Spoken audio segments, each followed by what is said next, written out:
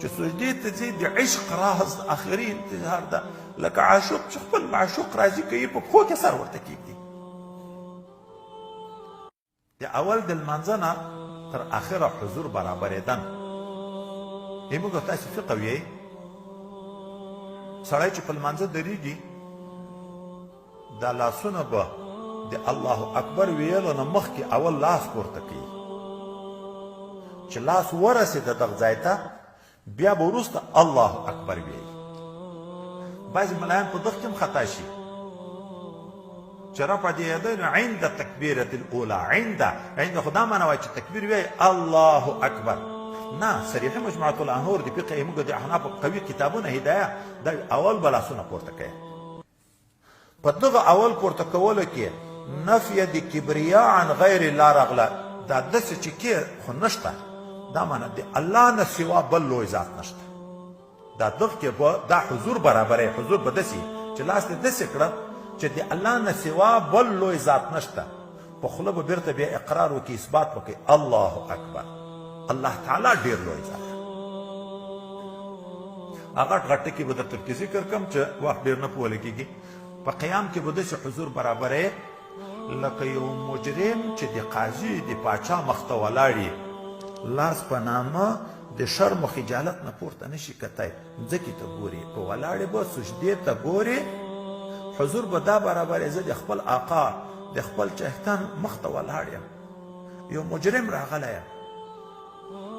د الله حضور ته یو مجرم راغلی یم چې الله رحم را باندې وکړي سر ځکې ته ګوري به هلته لاس به دې په نامه ولاړي په ادب باندې قرائت به په صحیح طریقه ویایې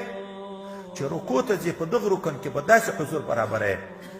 لکه یو مجرم چې جنایت کړی وي په چا بیا د پښتو په دستور هم دا ده چې هغه مافي ته چې ورشي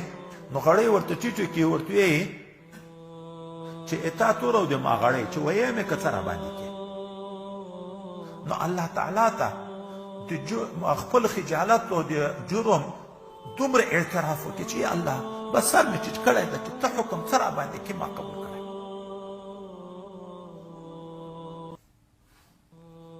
او چې سجدې ته ځي نو داسې حضور به برابرې چې هغه ډېر سخت جنایت جرم چې چا کړی وي د توبې په وخت کې خپله پازه خط په مځکه کشکي خطي بیني چې الله نوره مې توبه ده بیا زه ګناه نه کوم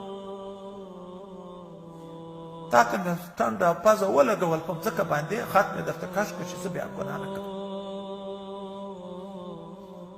او په قاعده کې به خپلې سینې ته ګورې د یو مؤدب خادم په شکل ناسته د اتحیاتو په شکل چې آقا بیا څه امر راته کړي تا خدمت ته په ادب په انتظار ناست یم چې څه راته ویایې